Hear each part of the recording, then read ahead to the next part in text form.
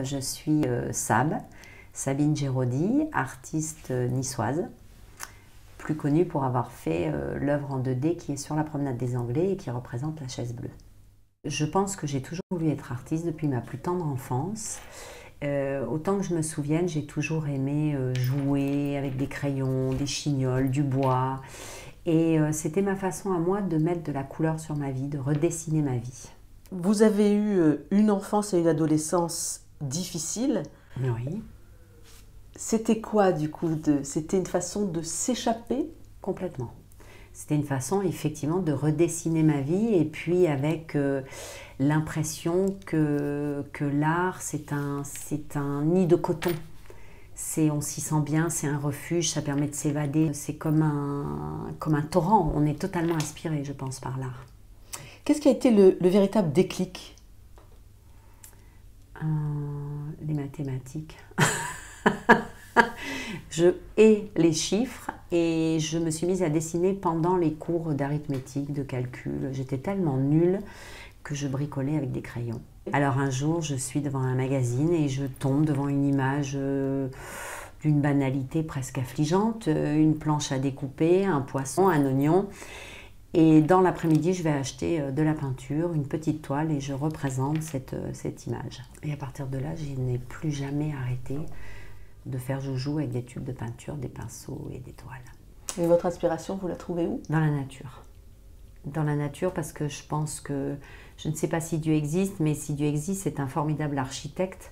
Quand on se penche et qu'on regarde l'infiniment petit, un squelette d'oursin, une feuille, une plante, il y a une magie de la création, il y a un calcul, c'est fabuleux.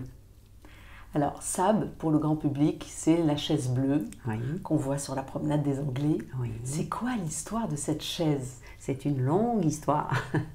C'est une succession d'heureux accidents. C'est-à-dire que ça commence par une commande d'un client qui me demande d'illustrer le bonheur et la difficulté d'y accéder. Et la seule directive importante dans sa commande, c'est qu'il y ait une touche niçoise. Donc j'ai d'abord pensé au mythe de Sisyphe avec l'homme qui gravit la montagne et qui essaie de pousser une pierre ronde.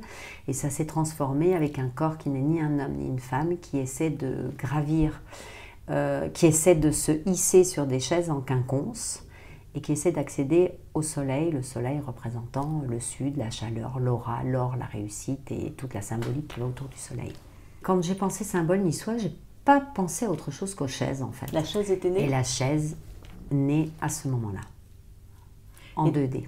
En 2D. Et pourquoi avoir eu l'idée après de l'extraire finalement de ce décor? Alors en fait, j'y étais toujours pareil, encore un heureux accident. Je pense que ce sont les gens qui m'ont amené à travailler sur cette chaise parce que cette chaise, dès l'instant où elle est sortie de l'atelier de plexiglas, on a cessé de me demander où est-ce qu'on peut se procurer cette chaise. Donc je me suis donné 1 an. Après avoir déposé mon dessin, j'ai cherché tout ce qui existait sur la chaise bleue, parce qu'à l'époque, on ne parlait plus du tout des chaises bleues. Il y avait juste 2 barres de chaises bleues faites par Jean-Michel Villemotte sur la promenade des Anglais, entre le Negresco et le Méridien. Et donc, j'ai cherché tout ce qui existait sur la chaise bleue et je me suis dit que finalement, ça pourrait être génial d'arriver à en faire un symbole niçois fort. Quand vous passez devant, ça vous fait quoi? Ça me donne un sentiment que connaissent peut-être peu d'artistes de leur vivant, qui est ce sentiment de, entre guillemets, d'éternité. Je ne serai plus là un jour et mes enfants verront encore cette création.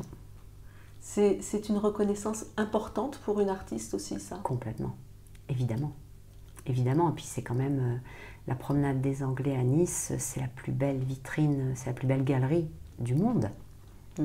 Pour en revenir à votre histoire personnelle, vous m'aviez dit un jour que la chaise c'était aussi une sorte d'assise sociale.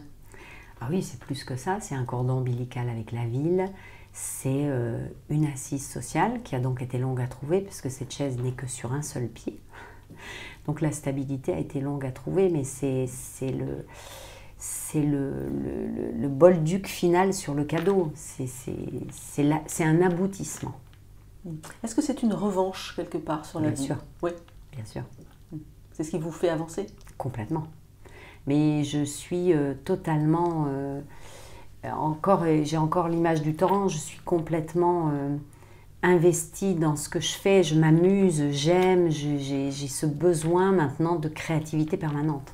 Je m'aperçois que la chaise non seulement a été un rempart, puis une impulsion formidable, elle me permet, quoi qu'il en soit, de développer ma créativité. C'est-à-dire qu'aujourd'hui, ça m'a donné une certaine crédibilité, on me demande des choses. Évidemment, quand on me demande des choses sans la chaise, je suis aussi très contente, ça me permet de travailler à autre chose. Mais aujourd'hui, j'ai ce fourmillement qui fait que je peux partir dans plein de directions différentes. Et c'est une gymnastique, comme un humoriste fait sa chronique le matin à la radio. Finalement, il devient fort un jour parce qu'à force de le faire. Et c'est juste que je suis dans la spirale et que ça fourmille. La prochaine étape alors, le lâcher-prise complet, ça serait quoi ? Ça serait quoi? De continuer à m'exprimer, mais d'arriver à multiplier la peinture, la sculpture, l'écrit, parce que j'aime beaucoup aussi. Je n'ai pas le talent d'écriture, mais ça me démange un peu. Continuer vraiment à être dans ce bain. Mon but aujourd'hui, c'est de toute façon de continuer d'avoir... que Dieu me prête la vue longtemps, l'ouïe, et que je puisse continuer à m'émerveiller toujours et encore, parce que l'émerveillement, c'est vraiment, je pense, c'est l'impulsion première. Quand on n'a plus d'émerveillement, je pense qu'on n'est pas loin de la mort, quoi. Il faut s'émerveiller. Et j'ai cette chance d'avoir cette part d'enfance en moi qui fait que je suis émerveillée tout le temps. Ah ouais. C'était top. C'était top. T'es au top.